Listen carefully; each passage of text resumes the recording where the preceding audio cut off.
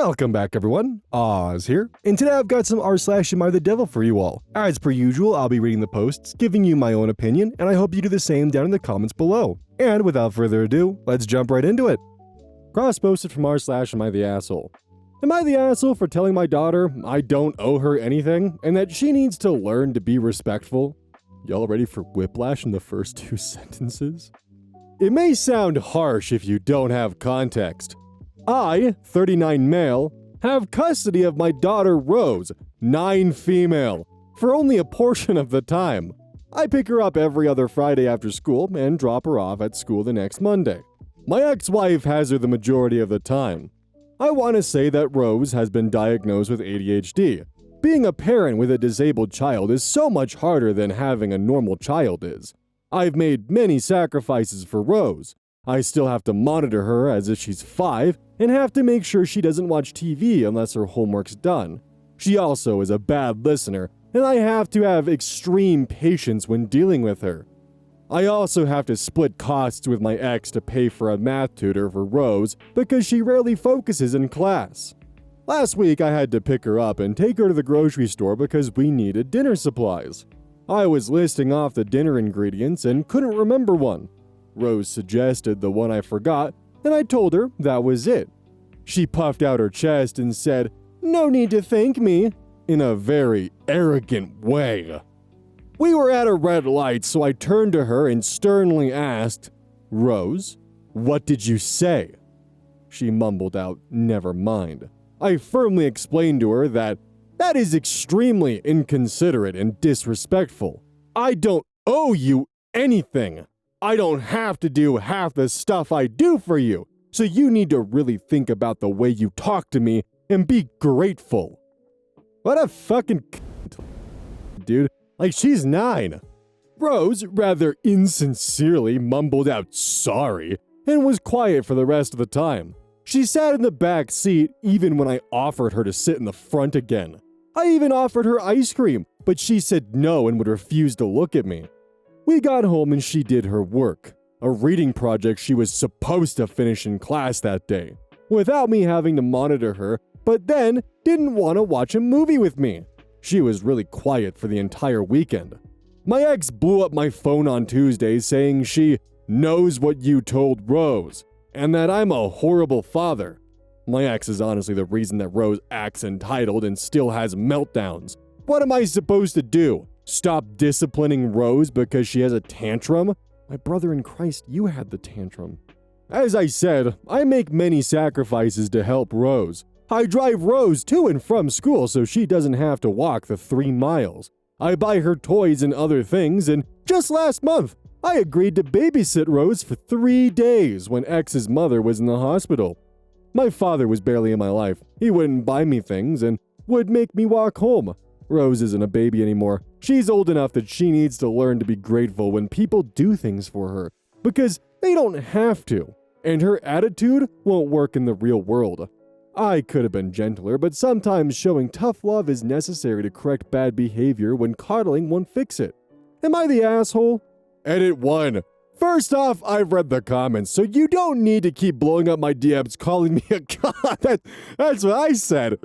Second, you people saying I don't love Rose and should just give up custody are dead wrong. It's because I love her and want her to succeed in life that I set boundaries and correct her behavior. We still do plenty of good things together and even watch an hour of TV together every night she's at my house. This entire thing can literally just be summed up with the sentence of, "I'm such a good dad that I babysat my kid for 3 days." Are you looking for a round of applause or something, dude? You did the under the bare minimum. Your daughter was just being 9 and has a sense of humor and was just being funny, and you scolded her for it because you forgot something on your own grocery list, and then later tried to reframe it as a tantrum and that you're just giving tough love. You bullied your own 9-year-old, dude, and had the fucking audacity to open your post with, "It may sound harsh if you don't have the context." Well, even with context, I think you're a cunt. Cross-posted from r/advice. How do I, 22 male, tell the girl I'm dating, 21 female, I'm gonna date her sister? I recently started seeing KEYZ, but it's still early. I wasn't sure how things would go, and they have been average. She's cool, but we don't have that intense chemistry. The sex is better than average, though. I was going to give it more time, but I really hit it off with Nikki, her sister. I met Nikki at KEYZ's birthday dinner, and both Nikki and I are really into fitness. We started running together and occasionally lifting together. I've tried to get KEYZ to work out, but she's just not into that stuff. Yesterday evening after lifting, Nikki invited me to her place for the first time, and we made out. I stopped it from going further because I wanted to tell KEYZ first, even though we technically are not even exclusive. I told KEYZ multiple times that I'm not ready to be exclusive with her, because I knew I just didn't feel that way about her, and I wanted her to have the opportunity to also date. Nikki is the first woman in a long time that I can see myself being with. So how do I tell KEYZ? Should Nikki tell her instead, or do I wait until Nikki and I's relationship progresses further? Nikki thinks I should just end things with KEYZ, and then we wait to tell her about our relationship until our relationship progresses further. The issue with that is KEYZ lives close to my apartment complex, which is how we met, and I don't want to have to hide it or be looking over my shoulder. But Nikki is playing you like a goddamn fiddle, man. Like, no matter what, your actions here make you the asshole and the devil, but you're being played. And the fact that you can't see it, and you're using the term, "we're not mutually exclusive yet," as like some kind of magic word to get you out of all culpability and responsibility. I mean, dude, really? Like, take a step back and think about how you sound. Like, imagine if you were in this situation where you were like interested in a girl and she was like, I'm gonna date your brother instead, sorry. That's okay, right? Because we weren't exclusive yet? Also, I already made out with him. Like, Nikki is a bad sister, but you're also just an asshole of a guy. Cross-posted to r/relationship advice. How do I, 37 male, get my wife, 35 female, to trust me? Hey everyone, I'm currently with my wife's lack of trust in me. We began together a total of 12 years, 7 of those years married. In the course of our 12-year relationship, I cheated twice. Now, that is 2 times too many, but not to the point where you'd consider me a serial cheater. One thing about me, unfortunately, I don't have the greatest resistance skills. What I mean by that, I never initiate things, but if an attractive girl comes on to me, then it's over. You know what I mean? Like, one of my coworkers, I don't know how he does it, but there's this one girl who's the hottest person I have ever seen, and she wants him bad. But he's loyal to his girlfriend, and they are long distance. I told him, bro, we would all understand if you tap that, laughing crying emoji, but he's just like, nah. But I don't have that level of self-control, unfortunately. That's why I have to set boundaries with myself. I don't like you. My first time cheating was 10 years ago. Now again, I never initiate first while in a relationship, but this girl at the gym I used to run with started hitting on me, and it was over. My wife, girlfriend at the time, found out, and I had to fight like hell to save our relationship. I set boundaries and wouldn't hang out with girls alone that I could see myself sleeping with if the opportunity presents itself. I also assured her if I ever cheat or even cross her boundaries, I'll tell her. She will never have to find out from a third party again. Now, last month I messed up and wound up cheating. I immediately told my wife, and she's now acting as if I'm a serial cheater.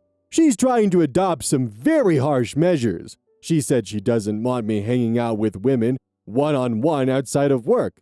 This has some complications because I have women friends where it's purely platonic.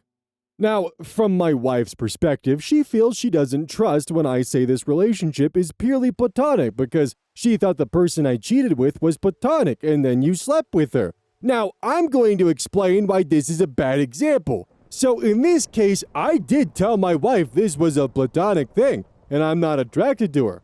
But this is an unusual instance. So the girl I cheated with, she's one of the military liaisons at work. To be honest, she has a below-average face, and in uniform, I couldn't tell what kind of body she had. We hung out, and when I saw her outside of her military uniform and she had a body out of this world, she started flirting and things got out of hand and we hooked up. I should have considered that seeing her in actual regular clothing might make me see her differently. Dude, I fucking hate you. Still, now my wife is trying to set these terribly restrictive rules that impact my other relationships. The thing is, I have had other opportunities to cheat. I reject them, cut them off, and then tell my wife. Normally, like I said, I'm very good at making sure the women I hang around I don't find attractive. This was just a weird case, and I need help in explaining this to her. Dude, how have you fucked up like on every instance of this?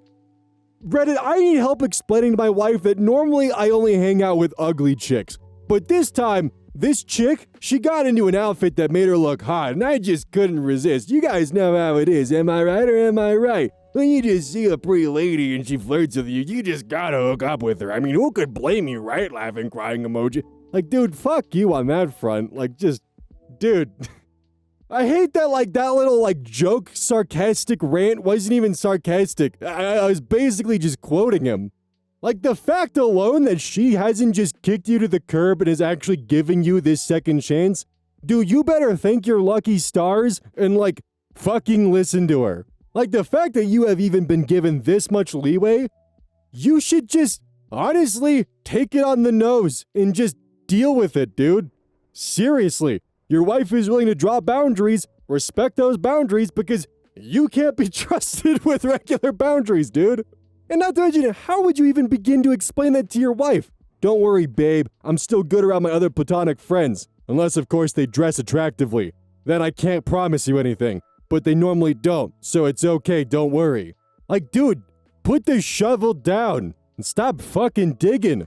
Your wife is literally handing you a ladder and you're just like, nah, babe, watch this. Digs the dirt a little deeper. Like, what are you doing, buddy? Come on. Cross-posted from r/AmITheAsshole. Am I the asshole for telling my husband I married him and not his kids? I met my husband 13 years ago. We have a 10-year-old son together that has Down syndrome, and I have a 14-year-old daughter from a previous relationship. When we met, my husband had been dating this barfly who claimed she was pregnant with his kid, but I knew better. So I told him that it wasn't his and how she was a whore. He ended up breaking up with her, and then we got close and ended up getting married a year later. He has 3 kids from a previous relationship, a daughter who lived with his mother that he had in high school, and 2 sons from a previous marriage. Anyways, the 2 boys stayed with us, but they were constantly going back and forth to court and using too much money. The mother of the kids told him that if she could have custody of the youngest son, that he could have custody of the middle son and the daughter that lived with his mother. I told him that if we went to court one more time, that I was leaving because I couldn't handle it. So he agreed and gave her custody of the youngest son. The middle boy moved in with us, but he didn't want to change schools, so his dad said since I drove my kids to school that I could drive his son. This worked for a while, but it was just too much trouble.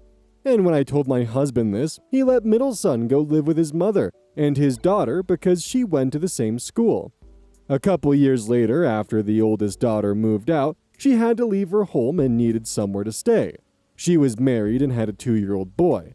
They came to stay with us a week and I couldn't take it. The 2-year-old boy would cry and would wake up my disabled son. She wouldn't help me clean or cook and just hid in the room until she went to work, and then would go back to the room when she got home. I told my husband either she left or I left. He told her this and she said, "You've chosen her over all your kids, and when you end up alone, then you remember the choices you made." They argued for a while and she ended up moving into a hotel until they had enough to get another place. She left, and now when we see them, we ask if we can watch her kids and she says no because she doesn't trust us, and that he made his choice and now we can live with it. She's very cold to us and will frequently mention how she lost her brother and never sees him because of my husband, and now middle son is acting the same way, saying that I'm a horrible person and that I made him choose me over them. I'm the mother of his child. he should choose me. My husband was crying in the bathroom the other day about how he missed his kids and how he messed up and blamed me for the whole thing. So I told him I married him and not his kids, and that his kids aren't dead. They're still alive, and he can see them when they're at his mother's house. He then cried about youngest son, but he was only 2 when we met, so he couldn't have had a close bond with him anyways. Am I the asshole? I feel like we're headed toward a divorce, and I don't want that. OP sucks, without a doubt, but her husband also sucks for not putting his foot down sooner. Like, he allowed her to create and control the environment which he was raising his kids in, turning it into something where she purposely kind of just set him up to no longer have access. And don't worry, darling, they're not dead yet. They're still alive, you can always visit them. Yeah, the fucking problem is that you made them hate him. They don't want to visit him anymore. You, every single time something came up, pretty much told your husband, it's either me or them. I didn't marry you for your kids, I married you for you. Like, I guarantee that if the husband actually at one point snapped and said, I married you for you and not your kids, pushing her 14-year-old daughter to the side, she would have probably snapped and been like, well, this isn't fair, she's my daughter. Yeah, no shit. She actually just sounds like just a horrible person, honestly. Like, the husband, without a doubt, is in an abusive situation. Like, that's just how the rubber's meeting the road right now. But the problem is that by him not standing up for himself and by letting her get away with this, he's inadvertently hurting all 3 of his kids in the process. With her bullshit of, if we have one more court date, I'm going to leave you. So you better just give in. Okay, well, that's one kid that I don't have custody of anymore. At least I still have my daughter and my middle son. I'm tired of driving him around, so, he should probably just live with his mother. And then when the daughter actually needed help, and she was probably exhausted from work, crying child pisses me off, so it's either me or her. Rinse and repeat, and now he's alone. The only family he has left is that which is approved by his horrific wife. Oh, but don't worry, they're not dead yet. God damn, what a monster. Cross-posted from r/AmITheAsshole. Am I the asshole for going on a family trip right after, without my daughter, who started college? So I, 52 male, just got off the phone with my daughter, 18 female, and I think I made her cry. I feel bad, but I also don't understand exactly why. Any advice would be appreciated. A few months ago, I began planning a surprise trip for my wife's 50th this October. I thought it would be a perfect time for a little getaway, as we've been raising children together for the past 20 years and haven't had much time alone. My oldest, 20 female, has been in college for a few years now, and this year my middle child just left the nest for college too. This leaves just my youngest, 15 male, at home, and I figured it would be okay to leave him to fend for himself for a bit. The issue started when I decided where we would be going. My wife has been wanting to visit Portugal for a long time, and so I thought that would be the natural choice. But my middle daughter has also expressed a desire to go to Portugal in the past, to the point where her and my wife had discussed taking the trip together. I figured that going on a trip without my daughter would be okay, since this is just a week-long thing between my wife and I. About a week ago, I decided I couldn't keep the trip a secret anymore, so I told my youngest about it. He told me that he would not be comfortable staying at home alone for a week, and after some consideration, I decided that it would be okay if he came along too. I don't want him to be left alone for so long, and I think it might be nice to get him some travel experience. I managed to convince him to keep the trip a secret from his mother, but not from my oldest. I hadn't told my oldest prior because she has a very busy schedule. However, upon learning about the trip, she managed to take the entire week off of work, which is practically a miracle. I, of course, said she could come along too, as this is such a rare opportunity. This unfortunately means the only person in the family not coming is my middle daughter, who is the one who really wanted to go to Portugal. So I called her and told her about the trip. I didn't expect her to take it well, but she took it really not well. Once I filled her in all the details, she got really quiet, and I think she started crying before wordlessly hanging up the call. Afterwards, I was worried she was going to tell her mom about the whole incident, which I cannot have. I really wanted to surprise her with this. And so, I reminded my daughter that it's a secret. I messaged her, "Good to chat. Again, it's a surprise, so don't mention it to Mom. Love you." The trip is happening right before her midterms week, and she's out of state, so there's really no way she could come along. I just hope she'll come to her senses and calm down, as at this point, there's really nothing to do. I expected more emotional maturity out of her, I guess. I think she's being a little bit of a spoiled brat, honestly, but I also understand that something like this could really ruin our relationship, and that's the last thing I want. What should I do? There are so many holes in this guy's logic, like just rewinding it a little bit. What would have happened if you just told your son, like the night before the trip, "Hey, by the way, as a surprise to your mom, we're going to Portugal for a week. Good luck."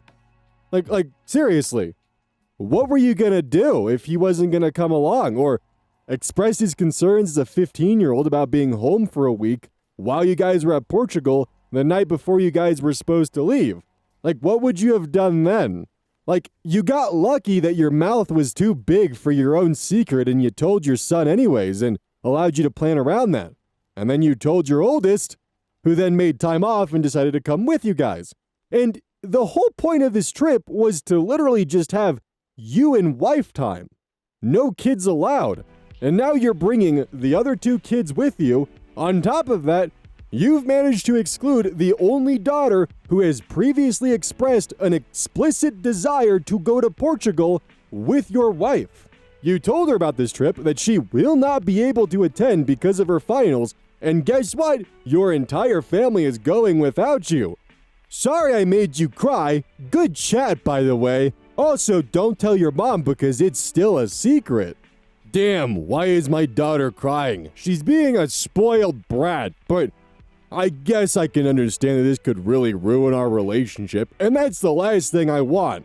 And that's exactly why I think she's a spoiled brat and told her that her entire family is going to Portugal without her. Anyways, what do I do? Like, it literally boils down to either don't go to Portugal or wait until the entire family is able to go. It's really not that complicated. Like, I struggle to understand why you can't comprehend why your daughter would be upset. Because again, and I quote, "I feel bad, but I also don't understand exactly why." Like, dude, you just rubbed it in your middle daughter's face that you're going on the dream vacation without her, and then told her to shush. And what I hope to be exclusively your internal monologue, as in you didn't share this, believes that she's a spoiled brat for being upset she's being excluded from her dream family trip. Cross-posted from r/AmITheAsshole. Am I the asshole for making my son quit his part-time job to go on our family vacation? My husband and I have 3 children, a 16-year-old son and 2 daughters, 13 and 10. Our son got a part-time job as a lifeguard at a pool back in March. We live in South Florida, so the pools are open pretty much always. It was a good job for him. He liked it and was happy to have the money. The issue was, his boss was an ass about giving time off. Our family takes a yearly vacation to this little beach house we rent for a year. We've done this since the year I was pregnant with my son. Of course, the kids all love it and look forward to it. Well, my son told his boss about the week when he signed on. But because that was only 6 weeks after he started, he denied it. We made it clear he was still going. It was just a part-time job, and there are a million of those. He protested, but we made him go, and his boss fired him. He was furious the entire time. He refused to do any of the family stuff or listen to us, so he was grounded when he got back. It's not that we don't trust him to stay home alone or anything like that. We just don't want him to prioritize work over family, especially some weekend job. He found a job at another pool 2 weeks later, so it's not like this impacted him in any way, but he still holds a grudge about it. He claims we don't respect his choices, and he's right. We don't respect him trying to choose his job over family time, though we don't hold it against him since he's just a teen. And is that why you grounded him when you got back? So you don't hold it against him, but you still grounded him. Like he had a taste of independence and you took that from him. You just dragged him out of that. He had a job with responsibilities that he enjoyed. Yeah, it sucks his boss wouldn't give him time off, but he enjoyed working there. He was happy. And because you quite literally don't care about his feelings, you felt it was necessary to pull him away, get him fired, and shrug it off, and then blame him for the fact that he was upset by your actions. You got your son fired over vacation, made the vacation worse, and then you fucking grounded him. What's the lesson here? Family's going to fuck you over at first notice? Cross posted from r/am I overreacting? Am I overreacting for playing my music in the morning and refusing to stop when my partner asked? My partner and I have been living together for about a year. I'm a morning person. I wake up full of energy, and I like to play upbeat, cheerful music while I make coffee and get ready for my day. It puts me in a great mood. My partner is the complete opposite. He is not a morning person at all and prefers to wake up slowly in complete silence. This morning, I was playing my usual playlist, nothing crazy loud, just at a reasonable volume, and he came into the kitchen looking really irritated. He asked me to turn it off, saying the music was grating and giving him a headache before he'd even had his coffee. I laughed it off and said it would help him wake up, and I kept it on. He got really upset then, saying that I was being incredibly disrespectful of his needs and that I always prioritize my own routine over his comfort. He told me I was selfish and that using headphones in the morning is a simple compromise that I refuse to make. I think he's overreacting. It's my home too, and I should be allowed to enjoy my morning how I want.